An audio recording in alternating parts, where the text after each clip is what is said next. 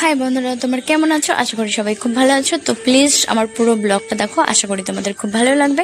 আর দেখো, আমার ভাইয়ের ছেলে মানে গোল্ডেশনের রাস্তা থেকে দেখছে, প্রচুর কান্না করছিল আমার সাথে জমিতে আসবে বলে। তো দিদুন কুলে নিয়ে দাঁড়িয়ে আছে। তো আমি তো জমিতে চলে আসছি, আর ওরা বলছে আমি নাকি ধান বোনা ভুলে গেছি, তো বিয়ের পরে এখন আর কিছু করতে পারবো না। তাহলে ঠিক আছে, চলো তোমাদেরকে দেখাচ্ছি আমি ধান বুনতে পারি কিনা। আর দেখো, পাখিগুলো এত সুন্দরভাবে যাচ্ছে, দেখে একদম মন ভরে যাচ্ছে। তো তোমরা কে কে গ্রাম ভালোবাসো কমেন্টে কিন্তু আমাকে অবশ্যই জানাবে। আর কে কে ধান বুনতে পারো আমাকে সেটাও কিন্তু জানাবে। আর দেখো, ঠাকুমা আর আমি ধান বুনছি। আর আমার ঠাকুমা এই বয়সেও এত প্রচুর কাজ করে।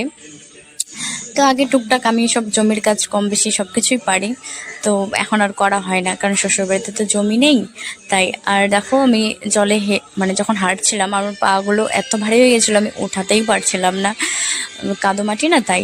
আর হলো আমি যোগকে প্রচুর ভয় পাই, জানো তো। আমি দেখছিলাম যোগও আছে কিনা, তো দেখছি না, যোগ নেই। যোগ যদি থাকতো আমি এখনই পালাতাম এখান থেকে, তো যোগ নেই।